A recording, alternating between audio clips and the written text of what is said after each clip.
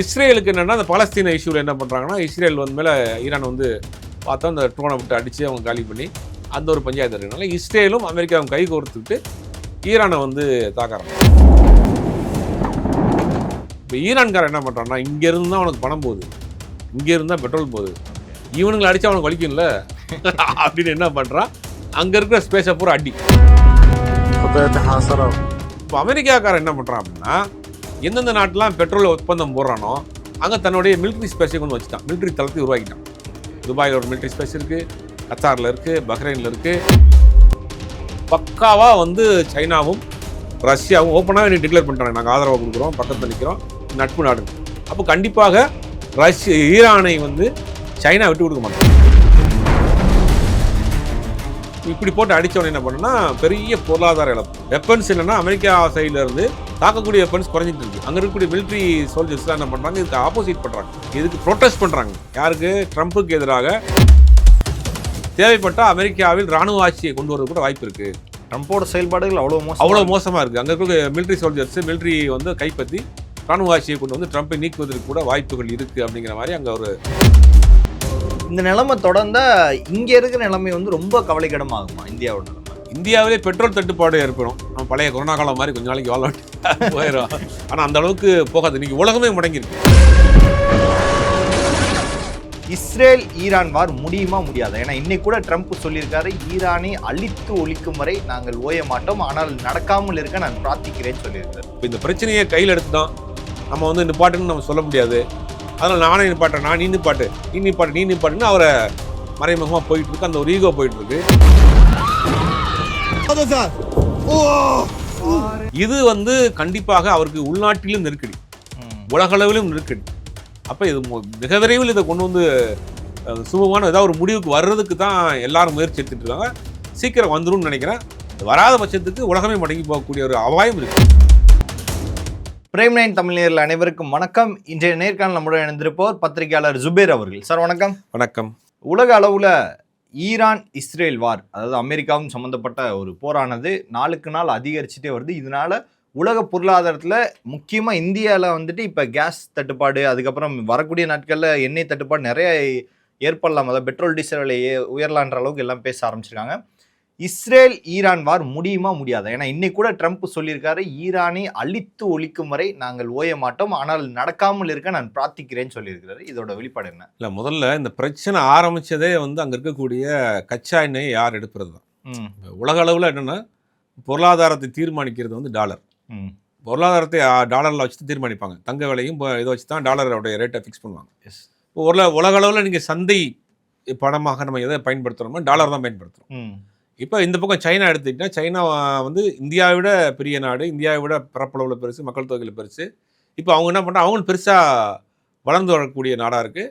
அமெரிக்காவுக்கு நேரெதிராக டஃப் கொடுக்கக்கூடிய ஒரு நாடாக வளர்ந்து நிற்கிறாங்க. எல்லா துறையிலையுமே சைனா வந்து மிக வேகமான வளர்ச்சி. அப்போ என்ன பண்ணுறான்னா, சைனாவிலையும் பெருசாக பெட்ரோல் கிடையாது, அமெரிக்காவிலையும் பெட்ரோல் கிடையாது. ரொம்ப சிம்பிளாக புரிஞ்சுக்கணும். இப்போ ஆனால் வந்து பெட்ரோலை தீர்மானிக்கிறது டாலர். அமெரிக்கா தான் பெட்ரோல் விலையை தீர்மானிக்குது. ஆனால் பெருசாக அமெரிக்காவில் பெட்ரோல் கிடையாது. என்ன நடக்குதுன்னா, அந்த மிடில் ஈஸ்ட்னு சொல்லக்கூடிய வெஸ்ட், நம்ம அங்கே மிடில் ஈஸ்ட்னு சொல்கிறோம், நமக்கு வந்து வெஸ்ட் ஏசியா அது இருக்கக்கூடிய அந்த அரபு கண்ட்ரி நாடுகளில் பூராமே என்ன பண்ணுறாங்கன்னா, நிறையா பூமியிலேருந்து பெட்ரோல் கச்சா எண்ணெய் வருது. அதை எடுத்து அதை பிரித்து பெட்ரோலா, டீசலா, க்ரூட் ஆயிலா அப்படி நிறையா வெரைட்டியாக பிரித்து அதை வந்து எக்ஸ்போர்ட் பண்ணுறாங்க. இப்போ இந்த எல்லாத்தையும் ஒட்டுமொத்த குத்தகைதாரர் யாருன்னா அமெரிக்காக்காரர் தான். ஓகே. இவர் தான் என்ன பண்ணுறாங்கன்னா, இந்த மாதிரி மிடில் ஈஸ்ட் இருக்கக்கூடிய எண்ணெய் கிணறுகளை வந்து அங்கே நிறுவனம் அந்த இருக்கக்கூடிய ஓனர்கள்ட்ட எடுத்து அதை பெரிய பிளான்ட்டு போட்டு அதை பிரித்து உலகம் முழுக்க சப்ளை பண்ணுறது. இவங்க தான் ரேட்டை ஃபிக்ஸ் பண்ணுறாங்க. அமெரிக்கா தான் ரேட்டை ஃபிக்ஸ் பண்ணுறது. நீங்கள் எந்த நாட்டுக்கு பொருளாக இருந்தாலும் அமெரிக்கான் டாலரில் வாங்கு, ஏன் பணத்தில் வாங்கு. நீங்கள் ஜப்பானில் இருக்க எண்ணெய் இருக்கட்டும், ஜப்பான் எண்ணெய் வாங்க மாட்டான், என் டாலரில் கொடுத்து பணம் வாங்கு, எண்ணெய் வாங்கு. அமெரிக்கா இந்தியாவா நீ டாலரில் கொடுத்து எண்ணெய் வாங்கு அப்படிங்கிற மாதிரி அவங்க ஒரு ரேட்டை ஃபிக்ஸ் பண்ணி இது வரைக்கும் உலகத்தினுடைய என்ன சொல்கிறது, ஒரு ஒரு ஒரு மன்னர் ஆட்சி மாதிரி அவங்க வந்து நடத்திட்டு இருக்காங்க. இப்போ சைனா என்ன பண்ணுறான்னா, இது வந்து மிடில் ஈஸ்டில் இருக்கக்கூடிய நாடுகளில் அமெரிக்கா எண்ணெய் வாங்குது, ரஷ்யா ஈரானில் சைனா எண்ணெய் வாங்குது. ஏறக்குறைய பெரும்பாலான எண்ணெய் வந்து ரஷ்யாவில் இருக்குது, இதுலேயும் இருக்குது, ஈரான்லேயும் இருக்குது. வெனிசுலா நாடுன்னு ஒன்று இருக்குது. எனக்கு சமீபத்தில் பார்த்தா அந்த நாட்டுக்குள்ளே போய் புகுந்து அந்த நாட்டினுடைய அதிபரை கைது பண்ணிட்டு வந்தாங்க. அங்கே பெருமளவு எண்ணெய் இருக்குது. இந்த 3 நாட்டு எண்ணெயும் வந்து யார் வாங்குறான்னா சைனா வாங்குறான். சைனா வாங்கி அவனும் பிஸ்னஸ் பண்ணுறான், ரஷ்யாவிட்டருந்து வாங்குறான். இப்போ என்ன பண்ணுறான்னா இந்த சைனா, ரஷ்யா, ஈரான், வெனிசுலா இங்கேருந்து எண்ணெயை வாங்கி இவன் ஒரு ரேட் ஃபிக்ஸ் பண்ணுறான். இவன் என்ன சொல்கிறான், என்னுடைய யுவான், அவங்களுடைய நாட்டினுடைய பணத்துக்கு பேர் யுவானில் தான் நீ வந்து வாங்கணும், டாலரை நான் ஏற்றுக்கிற மாட்டேன்ட்டான். ஓகே, டாலரை ஏற்றுக்கிற மாட்டேன் அப்படின்னா ஒட்டுமொத்தமாக வல்லரசுன்னு சொல்லக்கூடிய அந்த இதுவே போயிடும், வல்லரசுக்கான அந்த இதே போயிடும். அடுத்து யுவான் தான் ஃபிக்ஸ் பண்ணுவோம் எல்லாத்தையும். ஆமாம், அப்படிங்கிற இதுதான் போட்டி. இந்த போட்டி வந்தப்போ என்ன பண்ணுறாங்கன்னா, சைனா வந்து வளர்ச்சி அடைஞ்சிட்டே போகிறான், சைனாவுக்கு சப்போர்ட்டாக ரஷ்யா இருக்குது, சைனாவுக்கு சப்போர்ட்டாக ஈரான் இருக்குது, சைனாவுக்கு சப்போர்ட்டாக வெனிசுலா இருக்குது. இவங்கெல்லாம் வந்து அவனுக்கு சப்ளையராக இருக்கிறாங்க, மேஜர் சோர்ஸாக இவங்க தான் இருக்கிறாங்க, பெட்ரோல் சோர்ஸாக. அப்போ இவங்களை காலி பண்ணணும், என்ன பண்ணலாம் அப்படின்னோடனே இது அமெரிக்காவுக்கான ஒரு பஞ்சாயத்து. இஸ்ரேலுக்கு என்னென்னா அந்த பாலஸ்தீன இஷ்யூவில் என்ன பண்ணுறாங்கன்னா, இஸ்ரேல் வந்து மேலே ஈரான் வந்து பார்த்தா அந்த ட்ரோனை விட்டு அடித்து அவங்க காலி பண்ணி அந்த ஒரு பஞ்சாயத்து இருக்கிறதுனால இஸ்ரேலும் அமெரிக்காவும் கை கோர்த்துக்கிட்டு ஈரானை வந்து தாக்க ஆரம்பிச்சாங்க. வேறு ஈரானை பொறுத்த வரைக்கும் நிறைய அட்வான்ஸ்டு எக்யூப்மெண்ட்ஸ்லாம் வச்சுருக்க வெப்பன்ஸ்லாம் வச்சுருந்தாலும் கூட வந்து அங்கேருந்து அமெரிக்காவிலேருந்து வந்து இங்கே போட முடியாது. அப்போ அமெரிக்காக்காரன் என்ன பண்ணுறான் அப்படின்னா, எந்தெந்த நாட்டெலாம் பெட்ரோல் ஒப்பந்தம் போடுறானோ அங்கே தன்னுடைய மிலிட்ரி ஸ்பேஸை கொண்டு வச்சுட்டான், மிலிட்ரி தளத்தை உருவாக்கிட்டான். துபாயில் ஒரு மிலிட்ரி ஸ்பேஸ் இருக்குது, கத்தாரில் இருக்குது, பஹ்ரைனில் இருக்குது, குவைத்தில் இருக்குது. எல்லா இடத்தையும் என்ன பண்ணுறான்னா வியாபாரத்தையும் பண்ணிவிட்டு நாளைக்கு நீ எதாவது மக்கர் பண்ணா ஏன் ஆள் வாசப்படியில் உட்காந்துருக்காண்டா அவனுக்கு ஆப்புன்ற மாதிரி அங்கே ஒன்று எல்லா இடத்துலையும் மிலிட்ரி ஸ்பேஸ் வச்சுட்டான். நம்ம இந்திய வெளியுறவு கொள்கையை பொறுத்த வரைக்கும் அந்த மாதிரி மிலிட்ரி ஸ்பேஸ் எந்த நாட்டுக்கும் கொடுக்கல. புரியுது. இங்கே ட்ரைனிங் எடுக்கலாம், கூட்டு பயிற்சி எடுப்பாங்க, பார்த்து படிக்க நம்ம செய்திகளில் பார்ப்போம். இப்போ 2 நாடுகள் இப்போ Russia America, Russia India, America இந்தியாங்கிற மாதிரியான கூட்டு பயிற்சி நடத்திட்டு போயிடணும். நீ பெர்மனெண்ட்டாக இங்கே பாயப்பட்டுலாம் உட்காரக்கூடாது, அது உனக்கு ஆபத்து எனக்கு ஆபத்து போகணும்னு தோற்றி விட்டுருவாங்க. அது இந்தியா வெளியுறவு கொள்கையில் காங்கிரஸ் ஆட்சியாக இருக்கட்டும், பிஜேபி ஆட்சியாக இருக்கட்டும், அதில் ரொம்ப ஸ்டாண்டர்டாக இருக்காங்க. இந்த அரபு கண்ட்ரீஸில் என்ன பண்ணுறானுங்கன்னா, அவனுக்கு காசை கொடுத்தா வாங்கிட்டு போ, அந்த ஓரமாக வச்சுட்டு போப்பா, நின்றுட்டு போ, எனக்கு என்ன இருக்குன்னு விட்டான். எல்லா இடத்துலையும் அவனுடைய ஆட்களை போட்டு ஸ்பேஸை வச்சுட்டான். இப்போ ஈரான்காரன் என்ன பண்ணுறான்னா, இங்கேருந்து தான் அவனுக்கு பணம் போகுது, இங்கேருந்து தான் பெட்ரோல் போகுது, இவனுங்களை அடித்தா அவனுக்கு வலிக்கும்ல அப்படின்னு என்ன பண்ணுறான், அங்கே இருக்கிற ஸ்பேஸை பூரா அடி. அங்கே ஆப்ரஹாம் லிங்கன்னு உலகத்தின் மிகப்பெரிய போர்க்கப்பல், அமெரிக்காவுடைய போர்க்கப்பல், அது வந்து பிராண்டாக சொல்கிறாங்க. இத்தனை 1000 பேர் அங்கே இருக்கிறாங்க, இவ்வளோ லட்சம் பேர் ஒரு நாளைக்கு செலவாகுது, கிட்டத்தட்ட ஒரு 100கணக்கான அங்கே ஏர்கிராஃப்ட் நிற்கிது. அது இது மேலே நினச்சா ஒரு நாட்டை வந்து உடனே கைப்பற்றிடும், அழிச்சிடும். ஒரு நாட்டுக்குள்ளே அது போனாலே வந்து ஒரு அபாயமான சைன் அது அப்படிம்பாங்க. ஆனால் அந்த கப்பலை போட்டு அடித்து காலி பண்ணிட்டாங்க. ஒரே அடி. என்ன பண்ணால் சின்ன ஒரு ஃபைபர் போட்டில் போய் கீழேருந்து ஒரு குண்டை போட்டு போயிட்டாங்க. அதை பார்த்தா அந்த கப்பல் பெரிய அளவில் ஆகிப்போச்சு. ஒரு ஐகானிக்காக அவனுங்க சொன்ன, ஒரு பிரம்மாண்டமாக சொன்ன ஒரு விஷயத்தை ரொம்ப சிம்பிளாக பண்ணிட்டானுங்க. இவன் மேலேருந்து துப்பாக்கி வச்சுக்கிட்டு இருக்கிறான், மேலேருந்து ஃப்ளைட்டை பறக்க விட்டுக்கிட்டு இருக்கிறான். இவன் சைடில் சாதாரணமாக துடுப்பு போட்டு போய் ஒரு ஃபைபர் போட்டில் போய் குண்டை போட்டு விட்டு போயிட்டான். அந்த கப்பல் ஒன்றும் இல்லாமல் போயிடுச்சு. அப்போ இவனுடைய போர் வழிமுறைகளை இன்னைக்கு வந்து உலகமே வந்து பயங்கரமாக பார்க்குறாங்க. ஒரு வல்லரசு நாட்டுக்கு எதிராக கண்ணில் வரல விட்டு பெரிய விஷயம். பார்த்தீங்கன்னா ஹெலிகாப்டர் மாதிரி அந்த காற்று அடிச்ச அந்த ஒரு பலூன் பண்ணி வச்சிருக்கானுங்க. ஆமாம், ஒரு மிலிட்ரி கேம்ப் மாதிரியே வந்து ஒரு செட் ஒன்று போட்டிருக்கானுங்க. இவனுக்கு போய் அதில் குண்டை போட்டு போயிறானுங்க. போனப்பறம் அவங்க வீடியோ எடுத்து போட்டு சிரிக்கிறானுங்க. மிலிட்ரி கேம்புக்கு செட்டுக்கு ஒன்று வித்தியாசம் படம் வரைஞ்சி வச்சிருக்கான். 3Dயில் வந்து பெரிய பெரிய வெப்பன்ஸ் மாதிரி படம் வரைஞ்சி அதை பார்த்து குண்டை போடுறானுங்க. அவன் போனப்பறம் அதை வீடியோ எடுத்து போட்டு சிரிக்கிறானுங்க. இந்த மாதிரியான போர் வழிமுறைகள் பக்காவாக வந்து சைனாவும் ரஷ்யாவும் ஓப்பனாக எனக்கு டிக்ளேர் பண்ணிட்டாங்க, நாங்கள் ஆதரவாக கொடுக்குறோம், பக்கத்தில் நிற்கிறோம், நட்பு நாடுன்னு. அப்போ கண்டிப்பாக ஈரானை வந்து சைனா விட்டு கொடுக்க மாட்டான், ரஷ்யாவும் விட்டு கொடுக்க மாட்டான். இப்போ அவனுக்கு பேக்கப்பாக பின்னாடி இருக்கிறானுங்க. நேரடியாக இறங்கினா அது 3ஆம் வேர்ல்டு வார் ஆயிரும், 3rd வேர்ல்டு வாராக மாறிடும். 3rd வேர்ல்டு வாராக மாறாமல் இருக்கிறதுக்கு என்ன செய்யணும், நேரடியாக வராமல் மறைமுகமாக பார்க்கணும். இப்படி போட்டு அடித்தவொடனே என்ன பண்ணணும்னா பெரிய பொருளாதார இழப்பு. வெப்பன்ஸ் என்னென்னா அமெரிக்கா சைட்லேருந்து திருப்பி தாக்கக்கூடிய அளவுக்கு வெப்பன்ஸ், தடுக்கக்கூடிய வெப்பன்ஸ் தான் இருக்குது.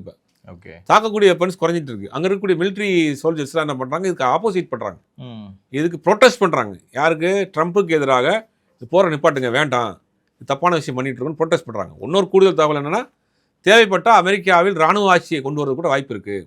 ட்ரம்ப்போட செயல்பாடுகள் அவ்வளோ மோசமாக இருக்குது. அங்கே இருக்கிற மிலிட்ரி சோல்ஜர்ஸ் மிலிட்ரி வந்து கைப்பற்றி ராணுவ ஆட்சியை கொண்டு வந்து ட்ரம்ப்பை நீக்குவதற்கு கூட வாய்ப்புகள் இருக்குது அப்படிங்கிற மாதிரி அங்கே ஒரு செய்தி போய்கிட்டு இருக்கு. இந்த நிலைமையில தான் வந்து ஒட்டு மொத்தமாக என்ன பண்ணிட்டான்னா, மெயினாக இருக்கக்கூடிய மிடில் ஈஸ்ட் இருக்கக்கூடிய எல்லா ஏர்போர்ட்டையும் க்ளோஸ் பண்ணிட்டான். இந்த ஏர்மோஸுங்கிற அந்த நீர் வழித்தடத்தையும் க்ளோஸ் பண்ணிட்டான், வான் வழித்தடத்தையும் க்ளோஸ் பண்ணிட்டான். நீர் வழித்தடம் வான் வழித்தடத்தை க்ளோஸ் பண்ணுறதுனா கதவாக இருக்குது, போட்டு மூடி வைக்கிறது. அந்த பக்கம் வந்தால் அவன் சுட்டு போடுவேன்னு அர்த்தம். புரியுது. அப்படிங்கிறது இவன் பண்ணிட்டான். இந்த ஹார்மஸ்ங்கிற அந்த கனால் இருக்கு இல்லையா, அதில் தான் ஒட்டுமொத்த உலகத்திற்கான ஒரு 50% போக்குவரத்து அங்கே தான் போகுது. சொல்லப்போனால் நம்ம ஏசியாவிலேருந்து வெஸ்டர்னுக்கு போகிற பல நீர்வழி போக்குவரத்து அதை கிராஸ் பண்ணி தான் போகணும். அதை மூடிட்டான். உதாரணத்துக்கு சொல்லணும், நம்ம தென் மாவட்டத்துக்கு போகிறப்ப செங்கல்பட்டு டோல் கட்ட மட்டும் என்ன பண்ண முடியும்? போக முடியாது. அந்த மாதிரி மூடி வச்சுட்டான். மூடி வச்சனே பொருட்களை அத்தியாவசிய பொருட்களாக இருக்கட்டும், பெட்ரோல் டீசலாக இருக்கும், எதுவுமே அங்கே போக முடியாமல் இன்னைக்கு லாக் ஆயிடுச்சு. லாக் ஆனதுனால என்ன ஆகுதுன்னா, நமக்கு ஒட்டுமொத்தம் இந்தியா மட்டும் கிடையாது, ஒட்டுமொத்த உலகமும் முடங்கி போச்சு. அத்தியாவசிய பொருட்கள் முடங்கி போகும், போக்குவரத்து இருக்காது. நம்மளை பொறுத்த வரைக்கும் பெட்ரோல் மட்டும் தான் நம்ம இங்கே வாங்குகிறோம், இம்போர்ட் பண்ணுறோம். கிட்டத்தட்ட 80% பெட்ரோல் நம்ம வந்து இம்போர்ட் பண்ணி தான் நம்ம யூஸ் பண்ணுறோம். மற்ற எல்லாமே நம்மளுக்கு இருக்குது. அரிசியோ பருப்போ காய்கறியோ விவசாயமோ எல்லாமே நம்மள்ட்ட இருக்குது. நம்மளை வந்து ஒரு மாதம் 2 மாதம் கூட தாங்கலாம். பெட்ரோல் சிக்கல் தான் நமக்கு வரும். மற்ற நாடுகளுக்குலாம் என்னென்னா ஒட்டுமொத்தமாக எல்லாமே சிக்கல். இப்போ என்னென்னா, இப்போ இலங்கை மாதிரியான ஒரு இலங்கையெல்லாம் ஒரு வாரத்துக்கு முன்னாடி போட மாட்டானுங்க, பெட்ரோல் கிடையாதுன்னு. ஓகே. அந்த மாதிரியான சின்ன சின்ன நாடுகள் இருக்குது, எல்லாத்தையும் வெளியிலேருந்து எதிர்பார்த்து இருக்கக்கூடிய நாடுகள். அந்த நாடுகள்லாம் பெரிய அளவில் பாதிப்பு. பொருளாதார நெருக்கடி, பொருளாதார விலைவாசி உயர்வு, இந்த மாதிரியான விஷயங்கள் எக்கச்சக்கமாக போயிட்டுருக்கு. துபாய் மாதிரியான மிடில் ஈஸ்ட் இருக்கிற நாடுகளும் பெரிய சிக்கலில் மாட்டாங்க. போக்குவரத்து கிடையாது, அங்கெல்லாம் இம்போர்ட் பண்ணி சாப்பிடணும். அப்போ எல்லாமே போச்சு. இப்போ வந்து நமக்கும் பெட்ரோல் வர தட்டுப்பாடாகி போச்சு. சமையல் கேஸ் சிலிண்டரை பொறுத்த வரைக்கும் கமர்ஷியல் கேஸ் சிலிண்டரை வந்து நாங்கள் கொடுக்குறதுலங்கிற முடிவு பண்ணிட்டாங்க. ஹோட்டல் ஓனர்ஸ்லாம் வந்து பிரைம் மினிஸ்டருக்கு லெட்டர் அமைச்சிருக்கிறாங்க, பெட்ரோலியம் மினிஸ்டருக்கு லெட்டர் அமைச்சிருக்கிறாங்க. அவங்க வந்து ஹோட்டலே மூட போகிறோம், டீ கடையினுடைய நேரத்தை குறைக்க போகிறோம், ஹோட்டலை அடுத்த வாரத்தை வந்து மூட போகிறோம், எங்களுக்கு வந்து கேஸ் சிலிண்டர் கிடைக்கல, கமர்ஷியல் கேஸ் சிலிண்டர் கிடைக்கல. வீடுகளுக்குமே பயங்கர தட்டுப்பாடாகி போச்சு. இப்போ ஒரு பெரிய ஒரு இது என்ன அடுத்து என்ன ஆகுனா, பெட்ரோல் டீசலும் தட்டுப்பாடும். பெட்ரோல் டீசல் தட்டுப்பாடாச்சுன்னா பொருட்களினுடைய வரத்து குறைஞ்சிடும், விலை அதிகமாயிரும். உதாரணத்துக்கு ஒருத்தர் காய்கறி நம்ம எடுத்து வர்றாங்க, டெய்லி நம்ம காய்கறி யூஸ் பண்ணுறோம். ஆமாம், கோயம்பேடு மார்க்கெட்டுக்கு பல 100 லாரிகள் வந்து ஒரு நாளைக்கு இறங்குது. அப்போ லாரிக்கு போகிற டீசல் தட்டுப்பாடாக போச்சுன்னா லாரிக்கு வராது, பொருளே வராது. அப்படிங்கும்போது இதுவே உலகமே ஒரு சைக்கிளிங் தான். முதல்ல நம்ம புரிஞ்சுக்கணும். இது புரியாமல் தான் வந்து ஏன் நாடு, ஓ இடம், இதெல்லாம் வந்து உலகத்துக்கான ஒரு படிப்பனை. இதெல்லாம் நமக்கு ஏற்கனவே நிறைய படிப்பனைகள் வந்துட்டு இருக்கு. கொரோனா டைமில் ஒரு படிப்பனை வந்துச்சு. எல்லா படிப்பனையும் வந்தாலும் திருப்பி வந்து அவன் வந்து ஏன் நாடு, ஏன் மதம், ஏன் ஜாதின்றான். எல்லா மதத்துக்காரனும் கஷ்டப்படுறான், எல்லா ஜாதிக்காரனும் கஷ்டப்படுறான். பிரச்சனை வந்தா இப்போ யாருமே காப்பாற்றலையே. கண்டிப்பாக. அப்போ நீங்கள் நம்ம புரிஞ்சுக்கணும், ஒருத்தரை சார்ந்து தான் ஒருத்தர் வாழ்ந்துட்டு இருக்கு. உலகமே அப்படி தான் இருக்குது. உலகமே ஒரு சைக்கிளிங் தான். அவன் நம்மகிட்ட பெட்ரோல் வாங்குறோம், நம்மகிட்ட அவன் அரிசி வாங்குறான். அவன் பெட்ரோல் வாங்கினா நம்ம வண்டி ஓடும், அவன்கிட்ட அரிசி நம்ம அரிசி கூட தான் அவன் சாப்பிடுவான். இதுதான் சைக்கிளிங். இதை புரியாமல் என்ன பண்ணுறாங்கன்னா, இந்த வல்லரசுகள் வந்து பணத்தை இது பண்ணுறதுக்காக பண்ணுறாங்க. இப்போ இந்தியாவை பொறுத்த வரைக்கும் 1955 கொண்டு வரப்பட்ட ஒரு ஆக்ட், அத்தியாவசிய பொருட்கள் தடை சட்டம்னு ஒன்று சட்டம். அந்த சட்டத்தை வந்து இப்போ திருப்பி இம்ப்ளிமெண்ட் பண்ணுறாங்க. அது என்னென்னா, அத்தியாவசிய பொருட்களாக இருக்கக்கூடிய உணவுப் பொருட்கள், பெட்ரோல் டீசல் இந்த மாதிரியான விஷயத்தை வந்து பதுக்கல் கூடாது. இது ரொம்ப எமர்ஜென்சியான காலகட்டத்துக்கு மட்டும் இந்த சட்டத்தை பயன்படுத்துவாங்க. அத்தியாவசிய பொருட்களுடைய தேவை அதிகரிக்கும் போது இந்த சட்டம், ஆமாம், இந்த மாதிரியான எமர்ஜென்சி டைமில் மட்டும் இந்த சட்டத்தை பயன்படுத்துவாங்க. அதை இந்த மாதம் 5ஆம் தேதி இந்த சட்டத்தை அமல் கொண்டு வந்திருக்காங்க. இது வந்து இது என்னென்னா பதுக்கலை தடுக்கும். இப்போ ஒரு ஸ்டாக் வச்சுக்கிட்டு எக்ஸ்ட்ரா வைக்கிறாரு, அவர் பதுக்கலை தடுக்கும்.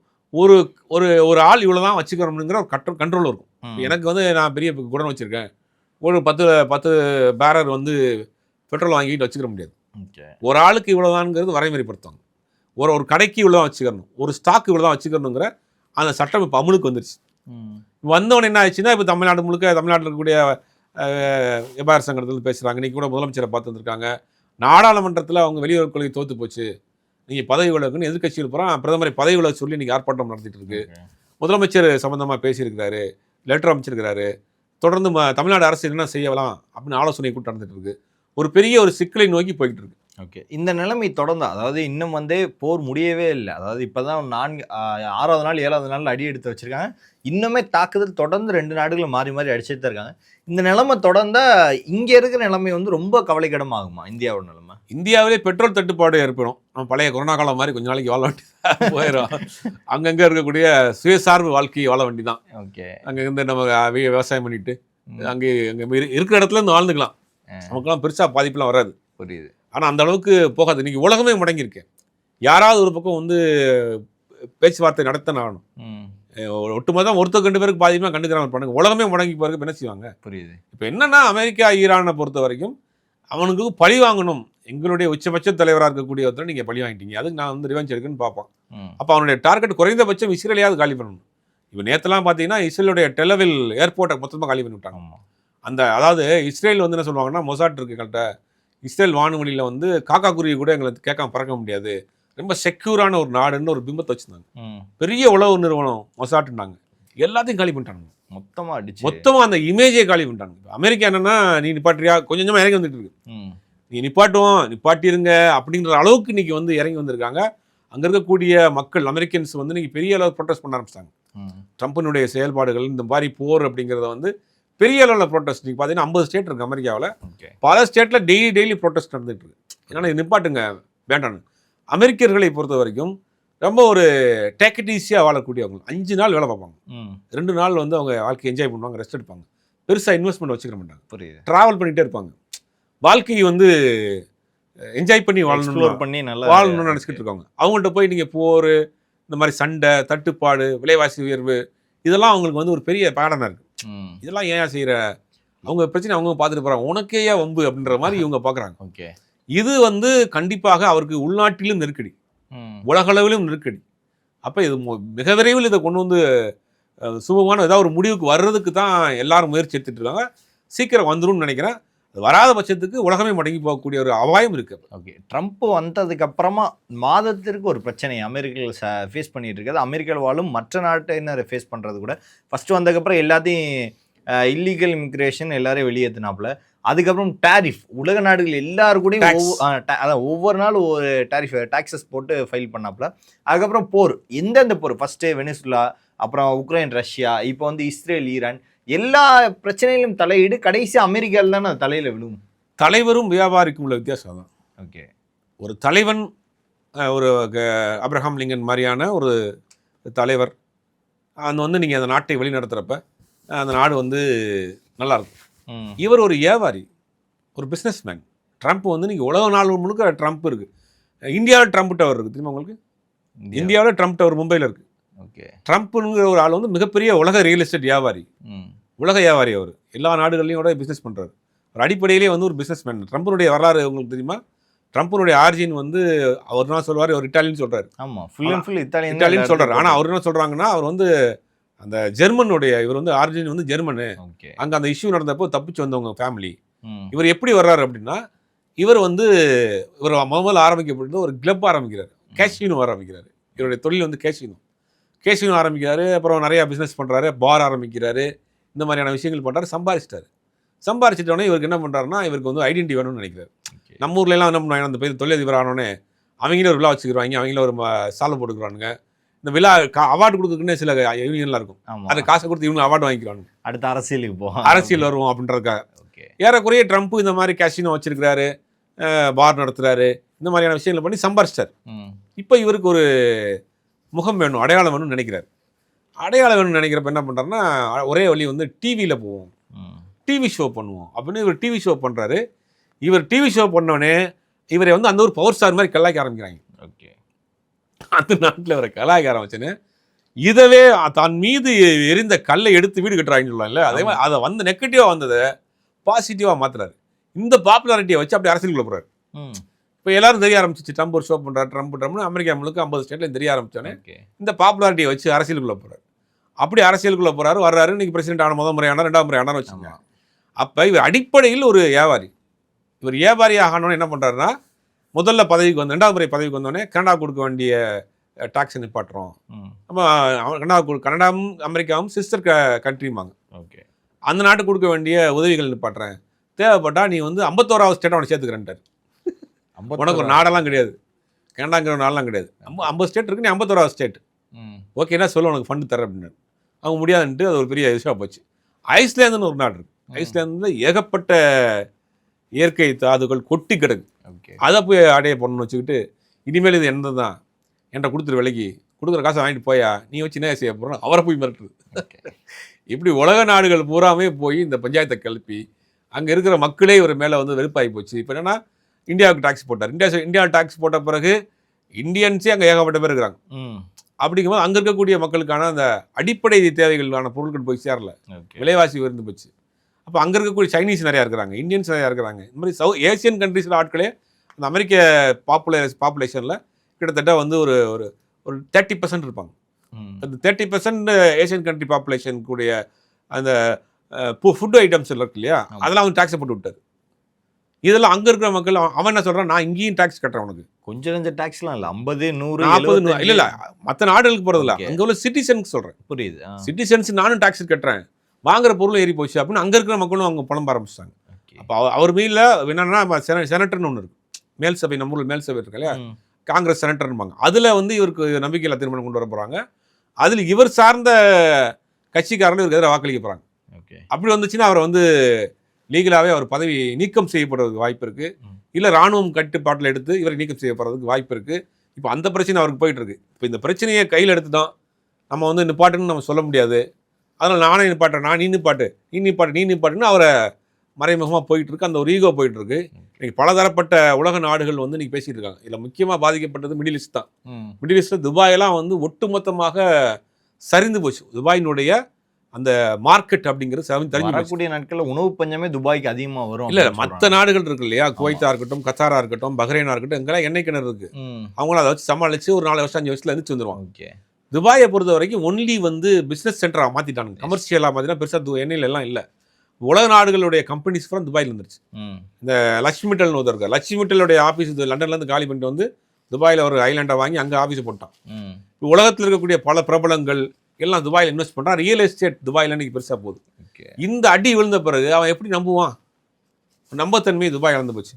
துபாய் இனி எந்திரிச்சு வர்றதுக்கு கிட்டத்தட்ட ஒரு 10 வருஷத்துக்கு மேலே ஆகும். இது எல்லாமே வந்து சிக்கலில் வந்து மாட்டிருக்கு. இப்போ எல்லாருமே சீக்கிரம் இந்த பிரச்சனையை முடிக்க பார்க்குறாங்க. உலக நாடுகள்லாம் பேசி முடிக்க பார்ப்பாங்க.